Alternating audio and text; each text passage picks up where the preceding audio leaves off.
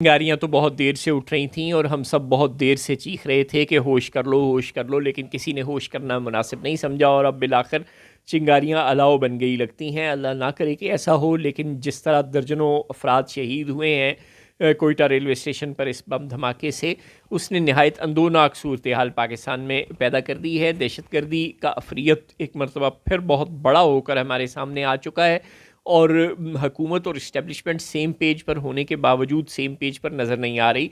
दहशत गर्दी के ख़िलाफ़ कोई मुश्तरका ऑपरेशन नज़र नहीं आ रहे। चलें, खैबर पख्तूनख्वा की हुकूमत का तो आपके साथ सेम पेज नहीं है और वहाँ से तो रेजिस्टेंस आती है कि हम आपको फ़लाँ ऑपरेशन नहीं शुरू कर देंगे। बलूचिस्तान में तो डायरेक्ट रावलपिंडी की हुकूमत है। सरफराज बुगटी की तो ना कोई जमात है, ना कोई माजी है। उनका उनकी सियासत का नाम मुस्तकबिल है। वो तो रावलपिंडी से उनकी सियासत शुरू होती है, रावलपिंडी पे ख़त्म होती है। तो शहबाज शरीफ साहब भी बताते हैं कि वो 35 साल से इस्टेब्लिशमेंट की आंखों के तारे हैं। तो जब इस्लामाबाद में, रावलपिंडी में और कोयटा में एक ही हुकूमत है, तो फिर कम से कम बलूचिस्तान में तो दहशत गर्दी की कार्रवाइयों के ख़िलाफ़ कोई अच्छा सा ऑपरेशन होना चाहिए था। क्रॉस बॉर्डर अगर कर रहे हैं अफ़गानिस्तान से टेररिस्ट, तो उनको रोकने का कोई अच्छा सा इंतज़ाम होना चाहिए था।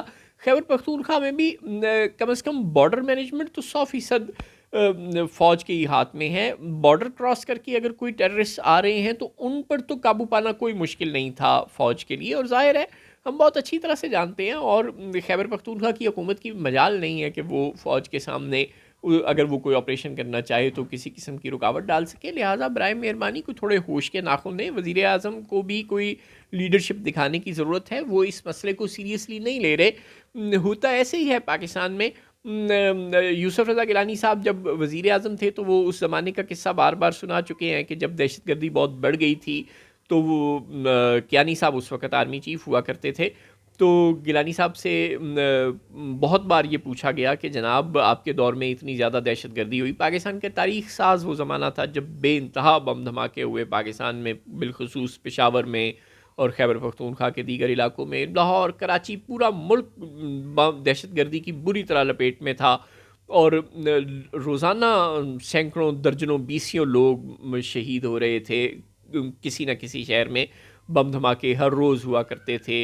APS का वाक़या और बेशुमार वाक़यात हैं जो हमारी तारीख़ का स्याह बाब बन चुके हैं दहशत गर्दी के तनाज़ुर में। लेकिन कियानी साहब से जब कहते हैं कि जब मियां नवाज शरीफ उनके बाद वज़ीर आज़म बने और उन्होंने दहशत गर्दी को कंट्रोल किया जनरल राहील शरीफ के साथ मिलकर, तो आप कियानी साहब के साथ मिलकर ऐसा क्यों नहीं कर सके?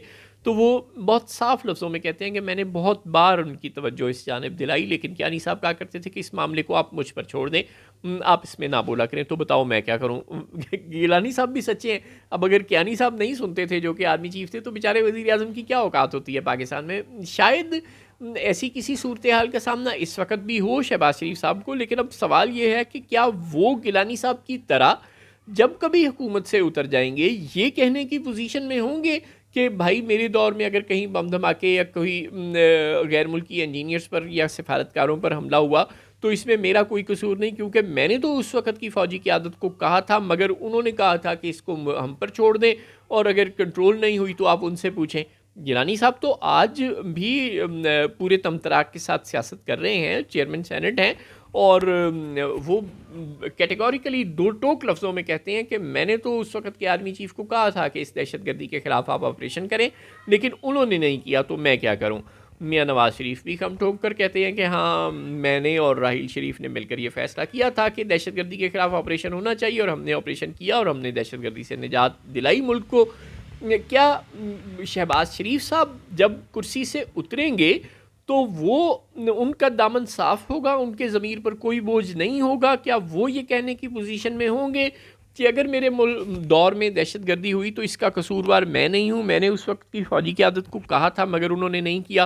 क्या शहबाज शरीफ साहब ने वाकई ऐसा कुछ कहा है अब तक? क्या ऐसी किसी लीडरशिप का मुज़ाहरा उन्होंने किया है जैसे कि नवाज शरीफ ने किया था जब वो अपने दौर में जनरल राहील शरीफ साहब के साथ मिलकर ऑपरेशन प्लान कर रहे थे, जब उन्होंने कराची में ऑपरेशन लॉन्च किया था, जब उन्होंने सवात में और दीगर इलाकों में ऑपरेशन हुए थे? ये ठीक है कि राहील शरीफ के दौर में ज़रब अज़ब की प्रेस रिलीज़ ISPR ने डायरेक्ट निकाल दी थी और वफाकी हुकूमत को उसकी बाद में उसको ओन करना पड़ा था चौधरी निसार साहब को प्रेस कॉन्फ्रेंस करके। लेकिन वो जो भी था, दहशतगर्दी तो कंट्रोल हुई ना। अब उसकी लीड फ़ौज ने खुद ली या नवाज शरीफ को क्रेडिट लेने की इजाज़त दी या ना दी, हमें इससे कोई फ़र्क नहीं पड़ता। हमें तो मुल्क में अमन चाहिए था और मुल्क में जनरल राहील शरीफ ने अमन करके दिखाया था।